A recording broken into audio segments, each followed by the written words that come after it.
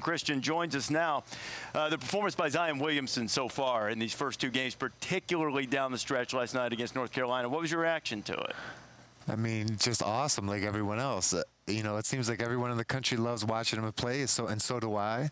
I did see some stretches where he might have been fatigued last night, and I hope he's able to recover last night, you know, and I hope he's not too tired today. But he's a remarkable player. What are some of the things you would look for in the early part of the game tonight that would signal perhaps he is fatigued a bit? Well, I don't think he's going to get tired until maybe the 8 or 10 minute mark because he can go pretty hard. But last night I did see him walking up a little bit at the end of the game, and I hope he's not tired today because they need everything he can possibly give them.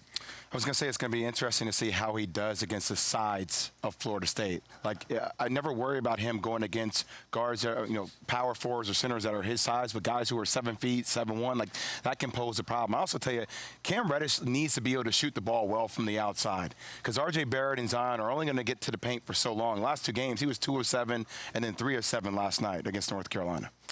You're talking about the size of Florida State, but do they have the strength? Like, the size of Florida State's going to be able to contest him when he gets to the rim, but his ability to carve out space yesterday, especially early in the game, was a huge factor. But to me, Zion, it's all about the energy he brings on defensive end. Yeah, and he changes their defense. This is the game where not having Marquise Bolden is going to show up the most. When you're playing 3 games in 3 days and you're going against the size and the depth of Florida State, they can put you in foul trouble.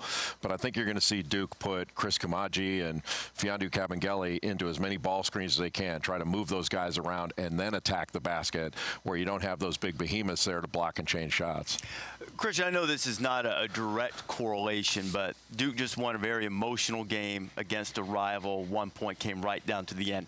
At least in some ways, maybe emotionally similar to what you guys did in '91. You beat UNLV in semifinals. Emotional game, but the job wasn't finished yet. There was still another game to win for the championship. What kind of challenge is that for Duke, at least on the ACC tournament level here tonight?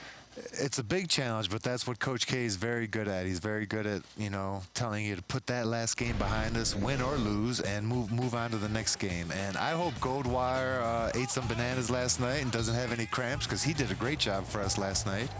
So I think he'll be a factor again tonight, even though he's not the biggest player out there against Florida State's size. Frankovich and Goldwire, I thought, were huge in that game last night. I mean, you think about the job Goldwire did. Cam Johnson scored 14 points in about the first 5 minutes of the game. They broke Goldwire, and he played 28 minutes yesterday. The most minutes he's played prior to that was 21. And he did a great job of getting up and underneath Cam Johnson, still keeping him off the glass. Yes, Carolina didn't throw the ball down to him. And Frankovich, I thought he gave him just a great energy and a toughness. I didn't have him playing in that game. Was he even on your card? Yeah. Oh, yeah. I actually do my scouting. Every once in a while. I don't know about your card. He's on mine. And your expectation for him yesterday was? No, I like everybody else, didn't think he'd play.